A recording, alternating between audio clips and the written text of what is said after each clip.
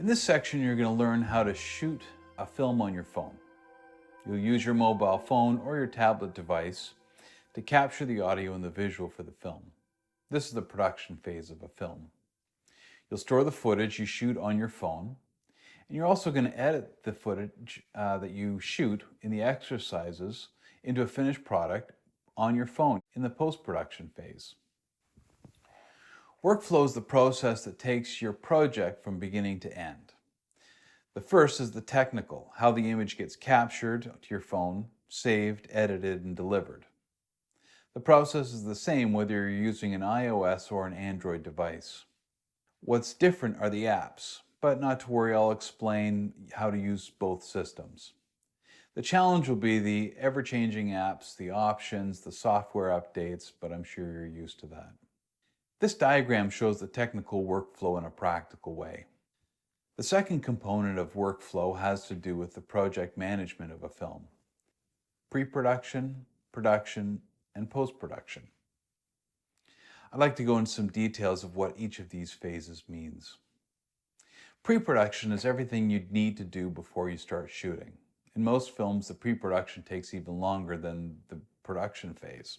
Briefly, you're preparing the script and the story, contacting participants, deciding on when and where you're going to shoot, creating lists of shots you're going to need or that you think you're going to need, and figuring out how you're going to get each of these shots. A friend of mine had a saying. I'm not sure where she got it, but the saying goes like this: plan the shoot and shoot the plan. A checklist and formatted paperwork of all the things you're going to need to know and a brief description of what to do will be available in the workbook. I'll go through this list in a moment. First, I want to promise you this one thing. The more work you put into this phase, the smoother the shoot will go and the more focused you'll be when it comes to making your project. So don't skimp on the pre-production process. From a bird's eye view, pre-production looks like this. Determine the script, figure out how much it's going to cost to make the project and the budget, amend your story to fit your budget, contact and schedule the people you want to interview, determine where you'll shoot the interviews and where you'll shoot the extra material you're going to need for your film, figure out what equipment you're going to need, and if you'll need somebody to help you. Finally, prepare your legal releases for the day. Looks like a lot of work? Well, it is. I'm going to outline a more professional workflow for pre-production. It might not be what you completely need, but I think you'll find everything that we go through will be helpful for most projects you'll want to do. It's information you'll probably want at some point. Later in this course, there'll be a section about story with a series of exercises. As you consider the film you're going to make, I encourage you to start small and simple. You'll go through story exercises to help clarify what you're going to say and turn scripts into real production plans that will be part of this pre-production process. The script looks like this. It's basically a spreadsheet with a list of visuals and audio to help you focus the message you want to communicate. This is not an exhaustive budget by any means, nor will you have to fill out every column. But it gives you a realistic plan and helps you think of details you might otherwise forget. Note how the budget's broken down into pre-production, production, and post-production costs. Don't forget details like taxes and realistic operational costs, such as what it might cost you to travel to shoot your film.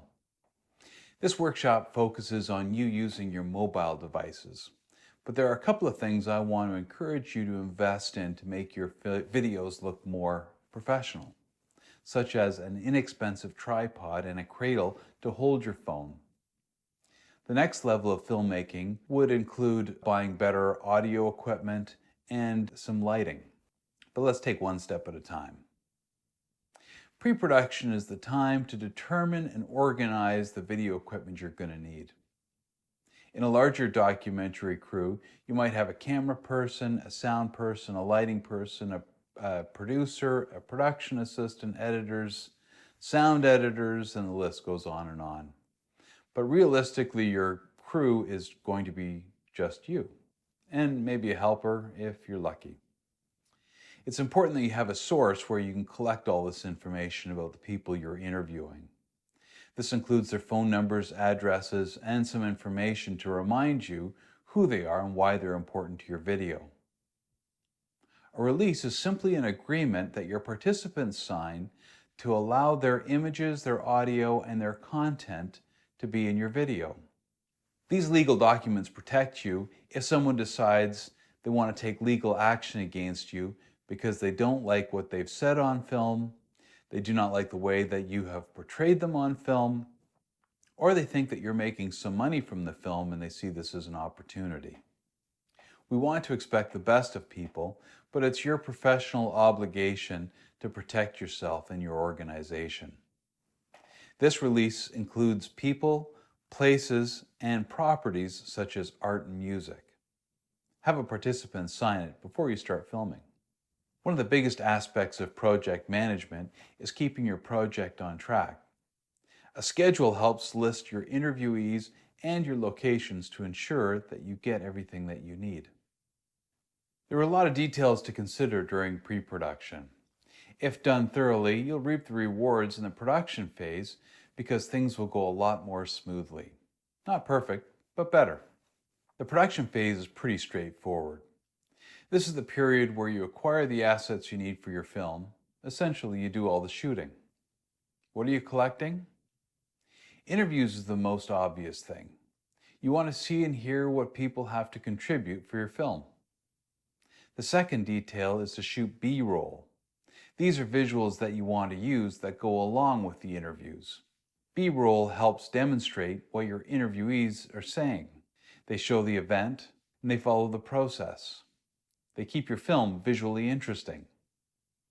But production is not only visual, it's also sound recording.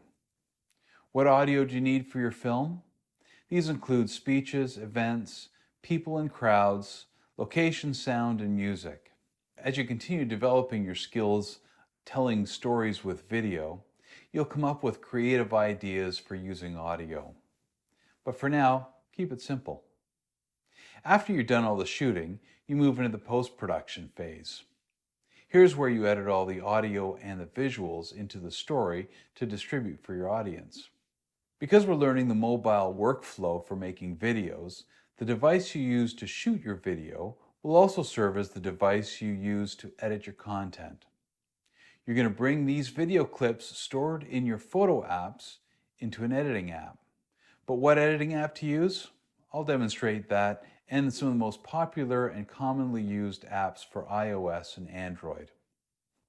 But there are so many options that basically function in the same way. You're going to have to do some experimenting to find what works best for you. But to start, keep your edits simple. Cut in the interviews, add some B-roll, add a music track, and add graphics to introduce and conclude your video, identifying people during the film. Use your script as a map to help construct your edits. But don't feel you have to follow it exactly. When you're done, there'll be a setting in the app that lets you export your finished film back to a number of sources, including popular social media sites and to your photo app in your device. Then what? Then you make another video following the same process. Next, I want to talk more specifically about what devices to use and how to start shooting with your mobile phone.